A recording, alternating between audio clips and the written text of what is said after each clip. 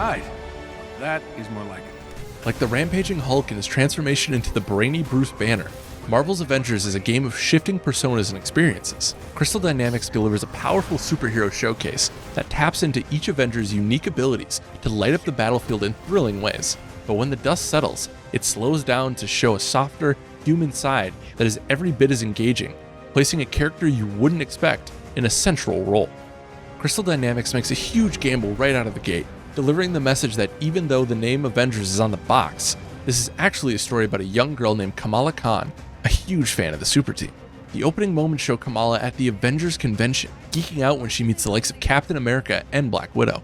Kamala's viewpoint as a little kid is a refreshing change of pace, and her excitement is likely in line with the players, showing an appreciation for these awesome heroes. It's a fun way to kick off this story, but I was shocked by just how little screen time the Avengers get in the early parts of the campaign.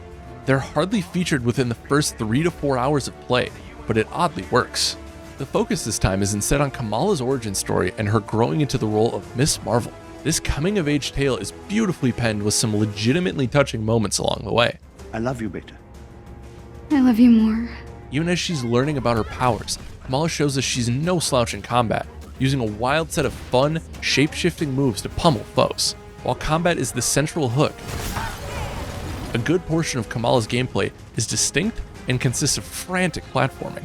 Miss Marvel grabs onto ledges, tumbles when platforms crumble under her feet, and barely survives every big leap. All elements that recall Crystal Dynamics' previous work on the Tomb Raider series.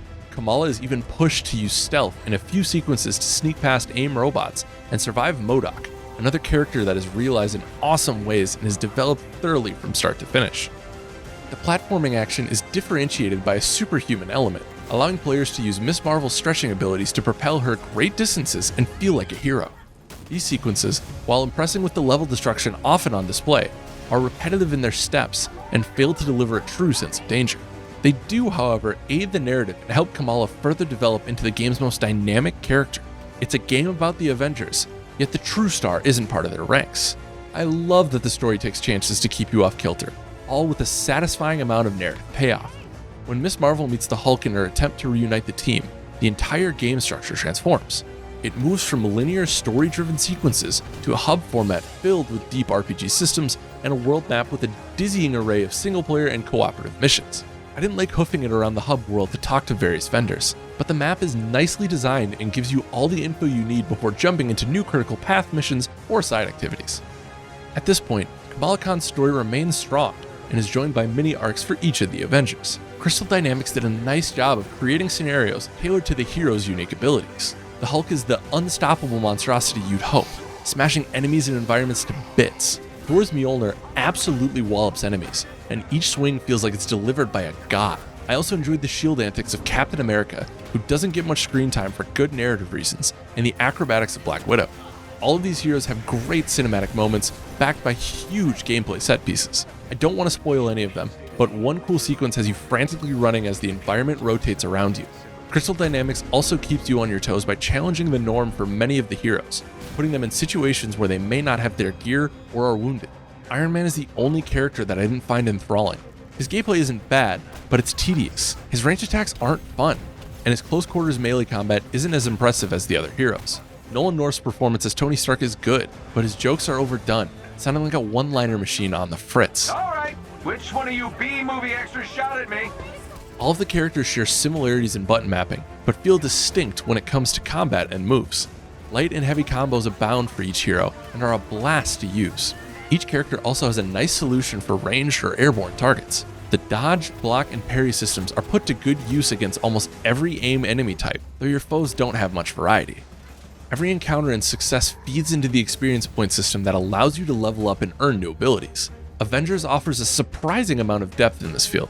You can't really spec out a hero differently than their base potential, but you can add extra moves to combos, speed up cooldowns on ranged attacks, and make each character more lethal in certain ways.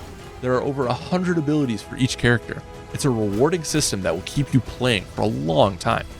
Most of the critical path missions are nicely designed and offer up plenty of rewards, but the same cannot be said for some of the side activities. I think I spent more time in the pre-match lobby than actually playing.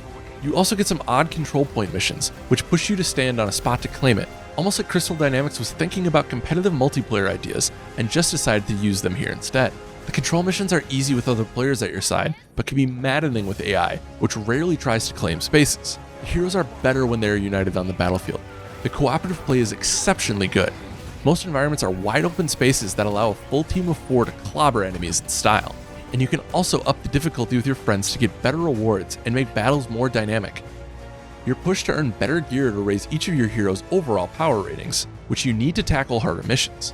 You may have a power rating of 12, yet need 50 to stand a chance in particular side missions. Crystal Dynamics clearly has played some Destiny, since the loot system, various currencies, factions, and hub world are nearly identical in concept. Most of the gear you gain isn't shown cosmetically, and the influx of items makes the experience drag.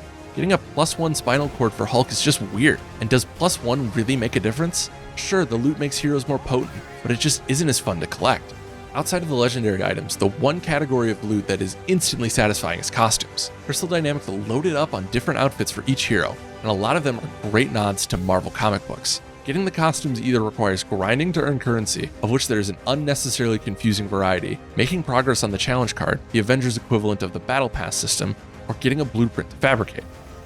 Nothing really comes quick in Avengers. I wouldn't call the process a slog, as I had a good time playing missions with friends. However, it goes slowly, making it seem like the structure is designed for you to spend real money to progress faster.